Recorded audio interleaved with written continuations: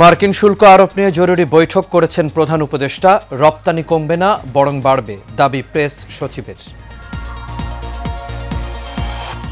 ডিসেম্বরের মধ্যে নির্বাচন চান ঢাকা মহানগর বিএনপির নেতারা। ব্যত্যয় হলে কঠোর আন্দোলনের হুঁশিয়ারি। শরীয়তপুরে ফিল্মি স্টাইলে আওয়ামী লীগের দুই পক্ষের বোমাবাজি। রংপুরে বিএনপির দুই গ্রুপের সংঘর্ষে নিহত এক। এবং ঈদ উদযাপন শেষে রাজধানীতে ফিরছে কর্মজীবী মানুষ। ঢাকা চট্টগ্রাম মহাসড়কে যানবাহনের অতিরিক্ত চাপ।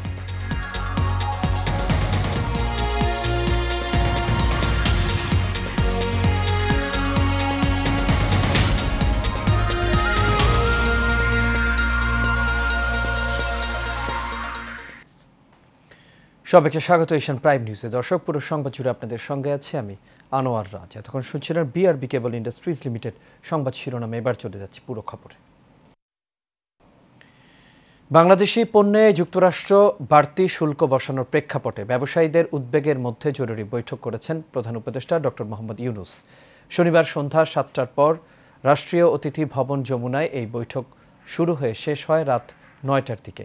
বৈঠকে অন্তর্বর্তী সরকারের বাণিজ্য উপদেষ্টা শেখ বশিরউদ্দিন আহমেদ, অর্থ উপদেষ্টা সালেউদ্দিন আহমেদ, পররাষ্ট্র উপদেষ্টা তৌহিদ হোসেন, এনবিআর চেয়ারম্যান আব্দুর রহমান খান, বাংলাদেশ ব্যাংকের গভর্নর আহসান এইচ মনসুর, প্রধান উপদেষ্টার high representative doctor Khalilur Rahman, BIDA নির্বাহী chairman Ashik Chowdhury, policy research ইনস্টিটিউটের চেয়ারম্যান জায়েদি সাত্তার সহ সংশ্লিষ্ট মন্ত্রণালয়ের সচিব এবং বিশেষজ্ঞরা উপস্থিত ছিলেন। মার্কিন প্রেসিডেন্ট ডোনাল্ড ট্রাম্প বিশ্বের শতাধিক দেশের পণ্যের ওপর নতুন করে শুল্ক আরোপের যে ঘোষণা দিয়েছেন, তাতে বাংলাদেশের রপ্তানি পণ্য যুক্তরাষ্ট্রে প্রবেশের সময় ৩৭% বাড়তি শুল্কের মুখোমুখি হবে। এদিকে যুক্তরাষ্ট্রে বাংলাদেশের রপ্তানি কমবে না, বরং আরও বাড়বে বলে জানিয়েছেন প্রধান উপদেষ্টার প্রেস সচিব শফিকুল আলম। শনিবার সন্ধ্যায় রাষ্ট্রীয় অতিথি ভবন যমুনার সামনে গণমাধ্যম কর্মীদের এই কথা জানান তিনি। শফিকুল আলম বলেন, আশা করি আমাদের রেসপন্স ইতিবাচক হবে।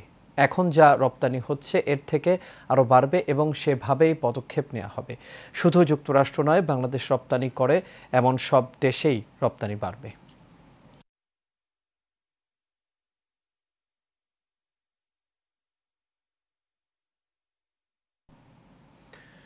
ডিসেম্বরের মধ্যে নির্বাচন না হলে কঠিন আন্দোলনের হুঁশিয়ারি দিয়েছেন বিএনপির ঢাকা মহানগরের নেতারা।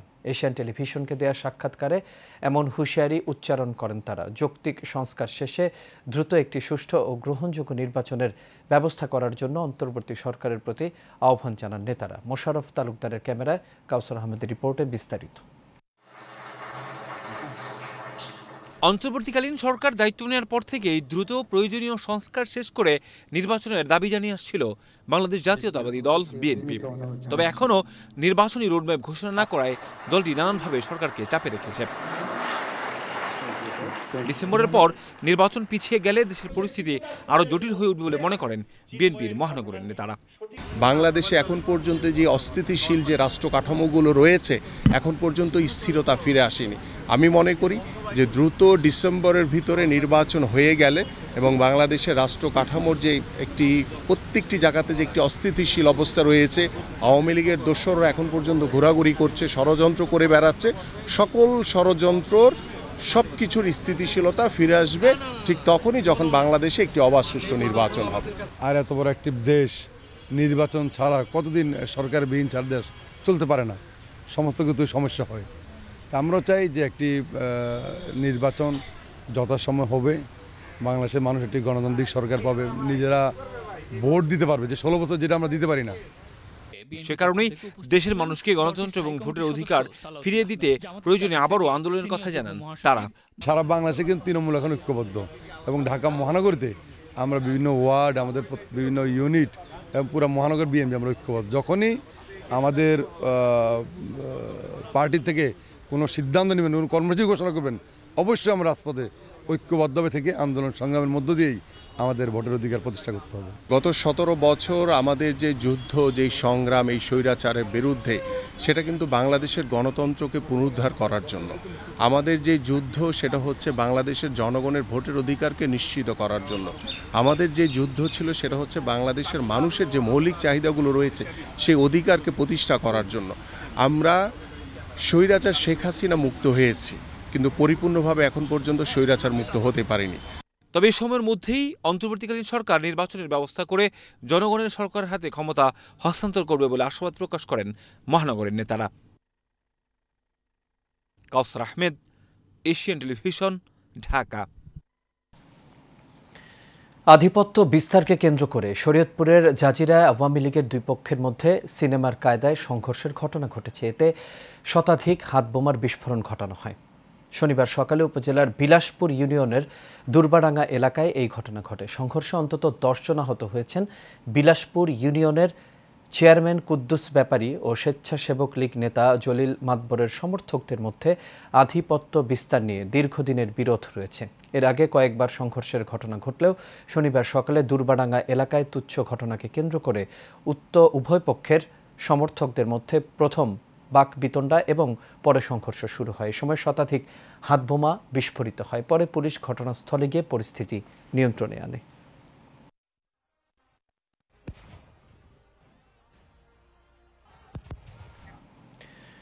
রংপুরের বদরগঞ্জে আধিপত্য বিস্তার ও ব্যবসায়ীকে মারধরের প্রতিবাদে ডাকা মানববন্ধনের সময় বিএনপির দুই পক্ষের মধ্যে সংঘর্ষের ঘটনা ঘটেছে। এতে একজন নিহত এবং সাংবাদিক সহ অন্তত 25 জন আহত হয়েছেন।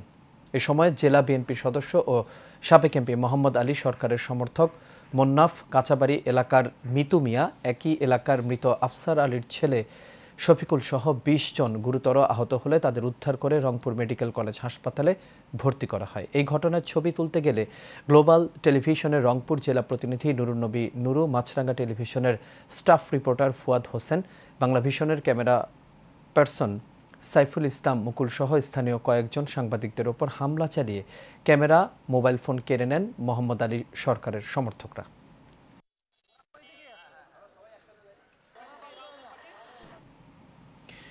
ঈদের ছুটি শেষে রাজধানী ঢাকায় ফিরছে কর্মজীবী মানুষ। সরকারি অফিসগুলো আগামীকাল রোববার থেকে শুরু হচ্ছে, তবে বেশিরভাগ বেসরকারি অফিসের ছুটি এরই মধ্যে শেষ হয়ে গেছে। ফলে জীবিকার তাগিদে কর্মস্থলে ফিরছেন নগরবাসী। নূর মোহাম্মদ ভুঁইয়ার রিপোর্টে বিস্তারিত। ঈদের দীর্ঘ ছুটি শেষে রোববার খুলছে সব অফিস আদালত, তাই পরিবার পরিজন ছেড়ে জীবিকার তাগিদে রাজধানীতে ফিরছে কর্মজীবী মানুষ। গ্রামের বাড়িতে পরিবার পরিজনের সাথে স্বস্তিতে ঈদের আনন্দ ভাগাভাগি করতে পেরে খুশি রাজধানীতে ফেরা মানুষ। খুবই আনন্দ ছিল, খুব মা বাবা ফ্যামিলির সবার সাথে ঈদ করতে পারছি, আলহামদুলিল্লাহ খুব খুশি। ঈদ যাত্রা অনেক ভালো হয়েছে, যাত্রাও ভালো, ঈদও ভালো কাটছে, সব কিছু মিলে আলহামদুলিল্লাহ ভালো। পরিবারের সাথে ঈদ কাটায় এত মজাই লাগলো, কিন্তু আসার সময় তো একটু কষ্ট হয়েছে, একটু অনেক কষ্ট করে আসতে হয়েছে। ঈদের আনন্দ যেমন কাটছে, আসার মধ্যে সেই আনন্দটা একটু বিলীন হয়ে গেছে।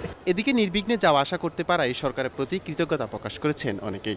না, কোনো বিড়ম্বনা নেই। আমি ধন্যবাদ জানাই আমাদের মাননীয় উপদেষ্টা ডক্টর মোহাম্মদ ইউনূসকে, কারণ যাত্রাপথেও কোনো রকম ছিল না, যাওয়া পথেও ছিল না, আসা পথেও কোনো রকম বিড়ম্বনা ছিল না। বিড়ম্বনা পোহাতে হয় নাই, কারণ আমরা টিকিট অন্যান্য বছর যেমন কালোবাজারি হয়েছে টিকিটের, এবার আমরা টিকিট নির্দিষ্ট সময় পাইছি। রেলওয়ে কর্তৃপক্ষ এইরকম সার্ভিস দিক এবং যাত্রীরা বেশি রেলে যাতায়াত করুক, যাতে আমাদের সরকারি রেভিনিউ বৃদ্ধি হোক। ঈদ যাত্রায় নিরাপদ নির্বিঘ্নে সম্পূর্ণ হয়েছে বলে জানান Kamalapur rail station manager Shahadat Hossain. আমাদের এবার ঈদ যাত্রা ইনশাআল্লাহ আল্লাহর রহমতে অনেক সুন্দরভাবে সম্পন্ন হয়েছে এবং এখনও মানুষজন খুব একেবারে নিরাপদ এবং স্বাচ্ছন্দ্যে ভ্রমণ করতে পেরেছে এবং মানুষজন খুবই সন্তুষ্ট। এদিকে ঈদের পঞ্চম দিনেও এখনও নারীর টানে বাড়ি ফিরছে মানুষ। নূর মোহাম্মদ ভুঁইয়া, এশিয়ান টেলিভিশন, ঢাকা। এদিকে ঢাকা চট্টগ্রাম মহাসড়কের কাঁচপুর থেকে মেঘনা সেতুর টোল প্লাজা পর্যন্ত কয়েক কিলোমিটার যানজটের সৃষ্টি হয় দুপুরে। মহাসড়কের ঢাকা ও চট্টগ্রামগামী লেনের কাঁচপুর থেকে মেঘনা সেতুর টোল প্লাজা পর্যন্ত এমন দৃশ্য দেখা যায়। ঢাকায় ফেরা যানবাহনের অতিরিক্ত চাপের পাশাপাশি লাঙ্গলবন্দে ব্রহ্মপুত্র নদের তীরের যাত্রাকে ঘিরে লাখ লাখ মানুষের আগমনের কারণেই এই যানজট তৈরি হয় বলে জানিয়েছে হাইওয়ে পুলিশ। এদিকে যানজটের ফলে ভোগান্তিতে পড়েছেন কর্মস্থলে যাওয়া যাত্রীরা। ঢাকা চট্টগ্রাম মহাসড়কের মদনপুর, জাঙ্গাল ও লাঙ্গলবন্দ সহ কয়েকটি পয়েন্টে পুণ্যার্থীরা যানবাহন থেকে নেমে রাস্তা পারাপারের কারণে এই যানজট সৃষ্টি হয়েছে। সন্ধ্যার পর ধীরে ধীরে পরিস্থিতি স্বাভাবিক হলেও মহাসড়কে অতিরিক্ত চাপ রয়েছে যানবাহনের।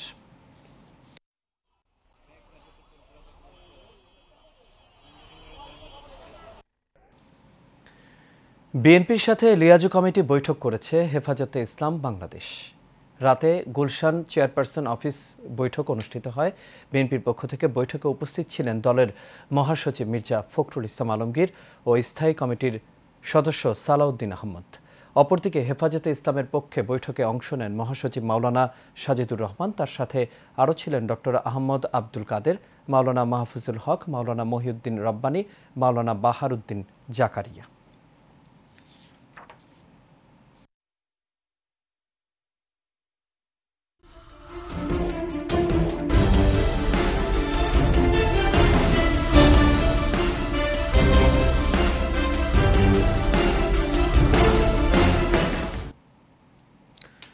এবার সারা বাংলার খবর। সিরাজগঞ্জের রায়গঞ্জে মুরগিবাহী ট্রাক ও অটো ভ্যানের মুখোমুখি সংঘর্ষে এক শিশুসহ 2 যাত্রী নিহত হয়েছে এবং অটো ভ্যানে থাকা আরও 5 যাত্রী গুরুতর আহত হয়। সন্ধ্যায় ঢাকা বগুড়া মহাসড়কের ভুইয়াগাতি পল্লী বিদ্যুতের সামনে এই দুর্ঘটনাটি ঘটে। হাটিকুমরুল হাইওয়ে থানার ভারপ্রাপ্ত কর্মকর্তা মোহাম্মদ আব্দুর রৌফ জানান, নিহত শিশুটি উল্লাপাড়া উপজেলার দেঘলবাড়ি গ্রামের মৃত আব্দুর রাজ্জাকের ছেলে মেরাজুল ইসলাম এবং আরেক ব্যক্তি সলঙ্গা থানার ঘুরকা দাসপাড়া গ্রামের সুবল দাসের ছেলে সুশান্ত কুমার দাস। আহত ব্যক্তিদের মধ্যে 2 জন নারী ও 3 জন পুরুষ। তাৎক্ষণিকভাবে বাকিদের নাম পরিচয় জানা যায়নি।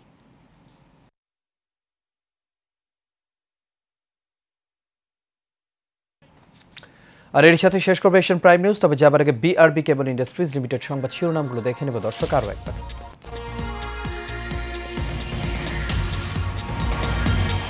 মার্কিন শুল্ক আরোপ নিয়ে জরুরি বৈঠক করেছেন প্রধান উপদেষ্টা। রপ্তানি কমবে না বরং বাড়বে, দাবি প্রেস সচিবের। ডিসেম্বরের মধ্যে নির্বাচন চান ঢাকা মহানগর বিএনপির নেতারা, ব্যর্থ হলে কঠোর আন্দোলনের হুঁশিয়ারি। শরীয়তপুরে ফিল্মি স্টাইলে আওয়ামী লীগের 2 পক্ষের বোমাবাজি, রংপুরে বিএনপির 2 গ্রুপের সংঘর্ষে নিহত 1। এবং ঈদ উদযাপন শেষে রাজধানীতে ফিরছে কর্মজীবী মানুষ, ঢাকা চট্টগ্রাম মহাসড়কে যানবাহনের অতিরিক্ত চাপ।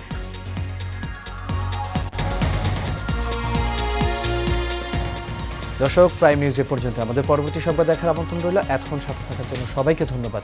শুভরাত্রি।